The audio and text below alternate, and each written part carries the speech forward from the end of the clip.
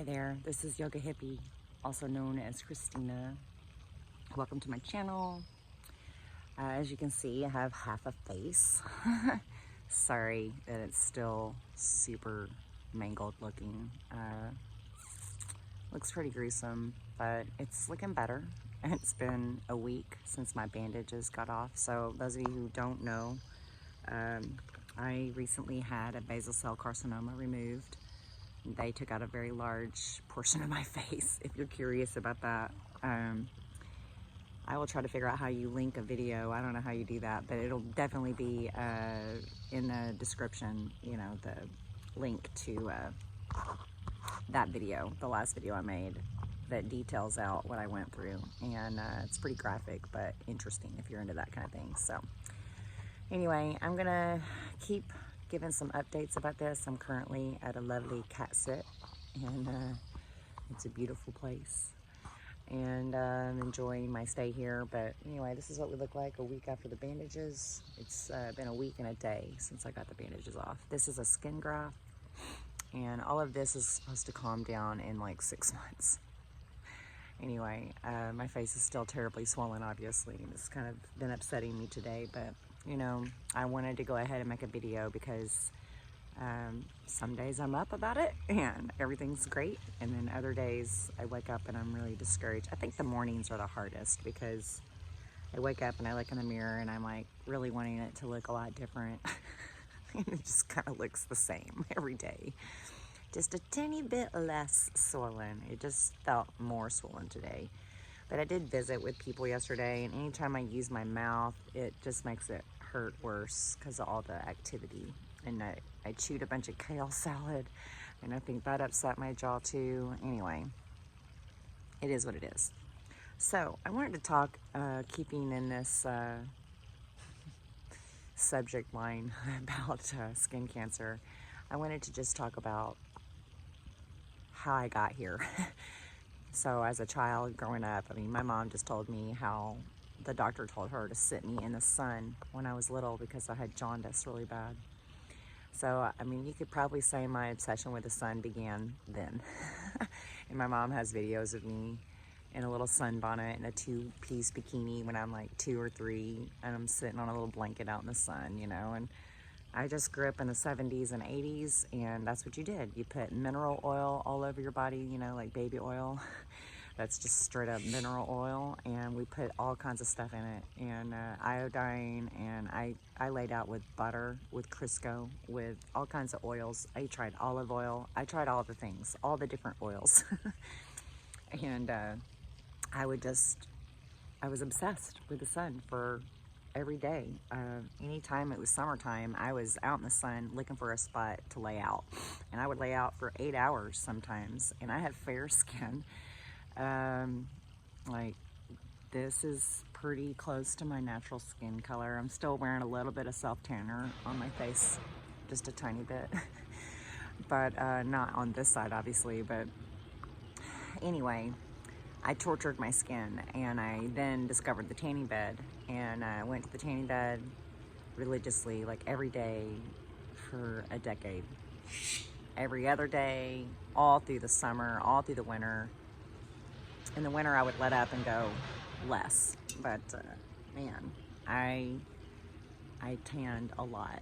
And one of the things that I would say all the time, I was only worried about wrinkles. And I remember my grandma telling me she had a bunch of things removed on her forehead and to be careful.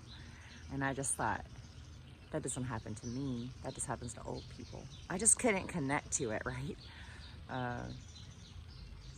I really didn't believe anything like that would happen. All I thought the worst that could come of it would be wrinkles. And I was super stupid about that too, right? Just completely clueless. And I would say all the time, oh, whatever, it doesn't matter. When I get old, I'm gonna have wrinkles anyways. But what happened, for all you people who were younger, is I, in my late 30s, early 40s, started having crepey skin all over my legs, and hyperpigmentation and hypopigmentation, so white spots and brown spots. They call them sunspots or age spots. All over my body, all over my face. I started having uneven skin tone. I have this stuff.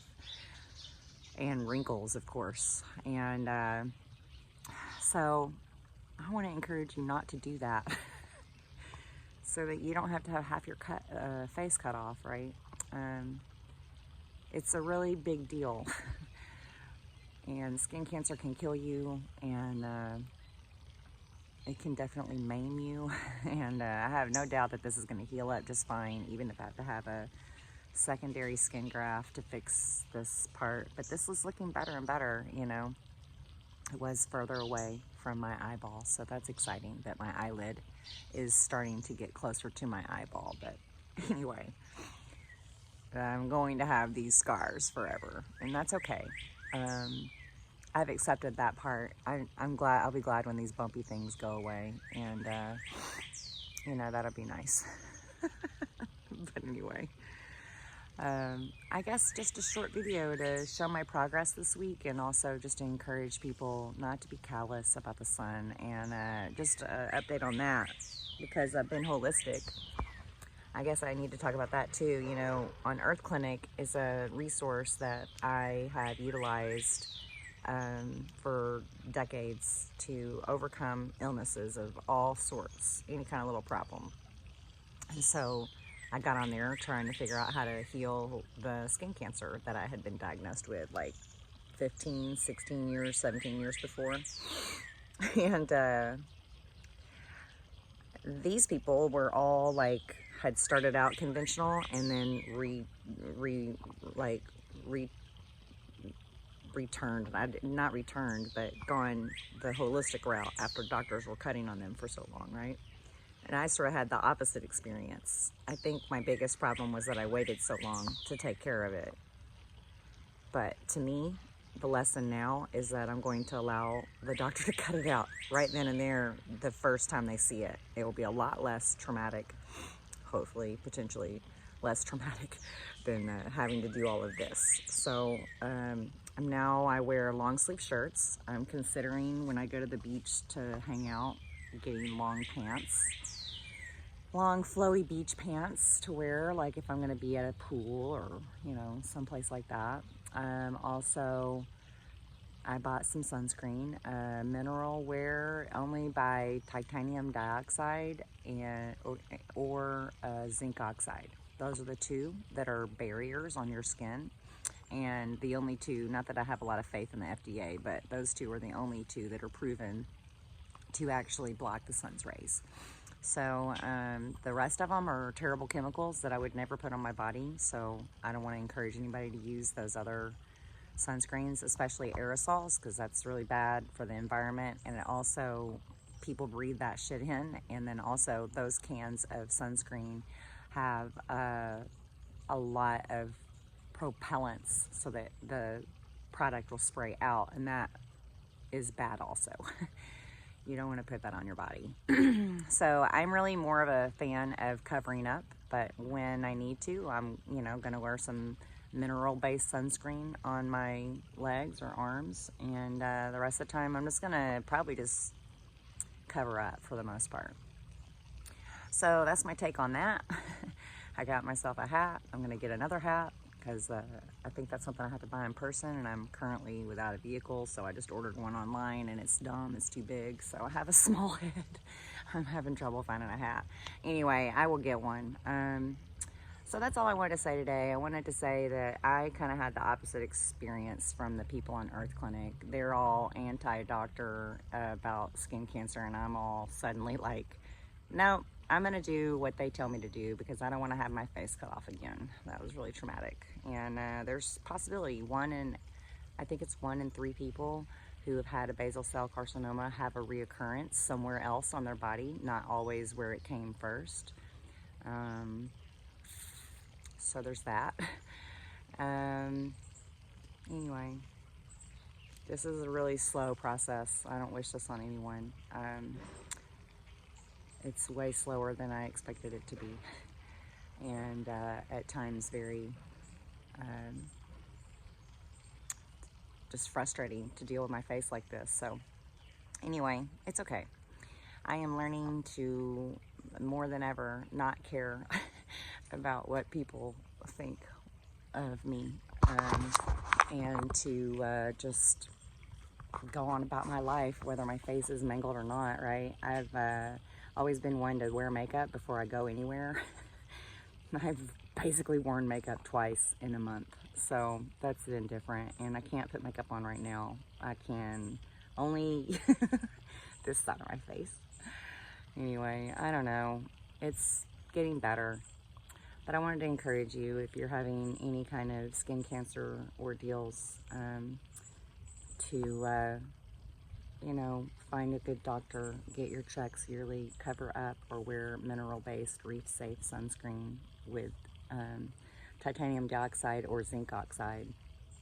And, enjoy yourself, but just be careful about how much sun exposure you get. And then also on top of that, this has really gotten me back on track with healthy eating. So cancer is fed by sugars and things that turn to sugar in your body. So I'm off all flour, no grains, like no sugar, no artificial sweeteners, because those are also spike your blood sugar and make your body think that you just ingested sugar. So I really limit that stuff as well. But I do eat dates and natural fruits. Unless I'm having a smoothie, I just eat them in their natural state. It's best to have some kind of a vegetable before you eat fruit, because that will lower your blood sugar spike by 75%. So these are just good things to know and practice. So I will update again next week on my lovely face and my Scarface process, and hopefully it looks a lot better. It definitely looks better than last Monday, right? Anyway, I hope you're taking good care of yourself, and I love you. Peace.